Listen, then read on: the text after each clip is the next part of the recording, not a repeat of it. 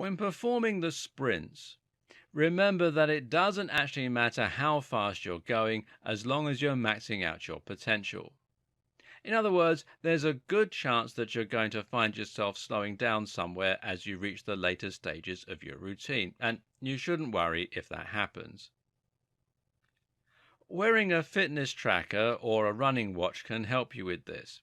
Something like the Garmin Vivo Active will provide the best of both worlds here by acting as a fitness tracker throughout the day, measuring your heart rate and your steps, etc., but acting as a running watch during training and letting you monitor your route and your metrics. Your maximum heart rate is something you can calculate quite easily. Simply go for a sprint or engage in other activity with maximum effort. Monitor your heart rate and you should find that it never goes beyond a certain point. This point is your max heart rate, and it's what you should be aiming to hit whenever you perform the high-intensity portions of these workouts. The speed is less important.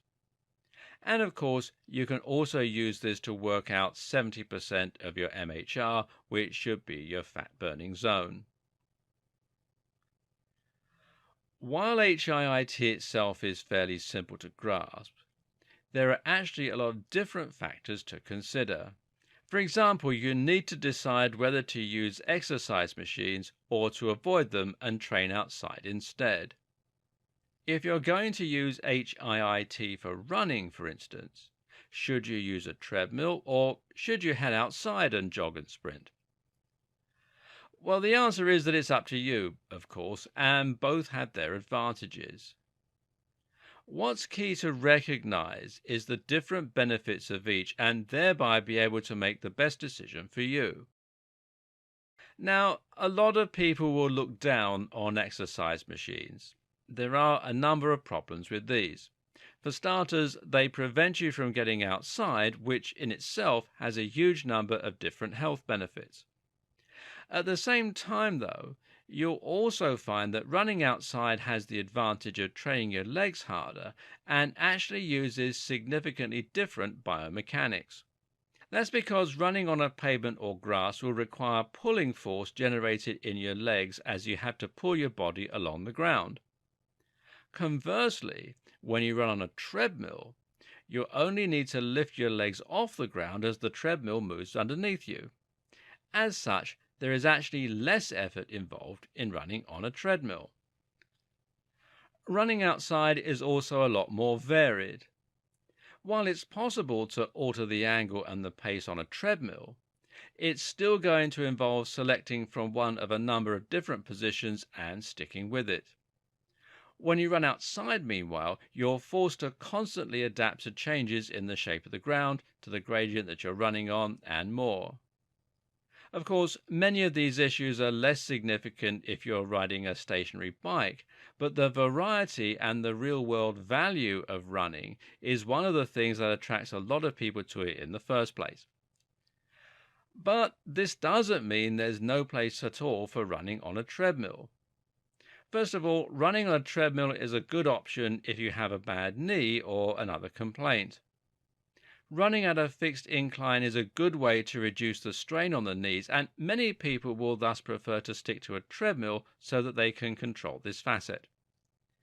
Better yet for bad knees or back complaints is to ride a stationary recumbent bike. Bikes have zero impact, which makes them better for those with joint complaints.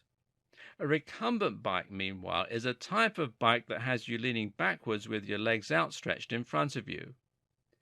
This in turn means that you aren't placing any weight on your legs or your spine and can simply concentrate on driving the pedals. CV machines are also great for training when you can't be bothered to head outside because it's raining or cold, and if you're someone who will struggle to be motivated in this regard, then you should consider that a very big bonus. It's always better to perform an easier form of exercise and stick with it than it is to perform a more challenging form but then give up after the first week. Lastly, running on machines will give you the ability to precisely control the level of challenge. This means you can monitor the exact speed you're able to maintain and get a very good estimate of your calorie burn. Some will even include heart rate monitors or synchronize with external gadgets to perform this job. All this is ideal for HIIT because it means you can run for exactly 1 minute at a very precise speed and then switch. Next week, you can do the exact same thing, and once you're used to that, you can increase the challenge by a very small and precise amount. Before we get into the different tools and strategies you can use to mix up your HIIT training, note that there is a way you can increase your calorie burn significantly simply by changing the time of day that you train.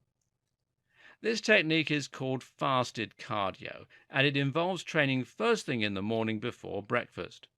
It's called fasted cardio because your body is in a fasted state. While you haven't been consciously starving yourself, you will not have eaten for a while merely as a result of having been asleep for so long. This means your body will be very low on energy reserves as your glycogen stores and blood sugar are all but depleted. You'll have higher levels of cortisol as a result, which is why many of us are cranky in the morning. And it's even one of the things that actually wakes us up. Cortisol is one of our wakefulness neurotransmitters, and it works in direct opposition to melatonin. If you train at this point, in other words before breakfast, you'll be training at a massive calorie deficit and you'll be forced to burn more fat. Unfortunately, this also means you're more likely to burn muscle. This is mitigated to some extent by performing HIIT rather than steady-state cardio, and especially if you're using concurrent training. More about that later. But it's worth bearing in mind if your goal is to build lean muscle. If your goal is simply weight loss, though, then go for it. Just make sure to give yourself a few minutes after getting up so that your spine is less vulnerable to injury.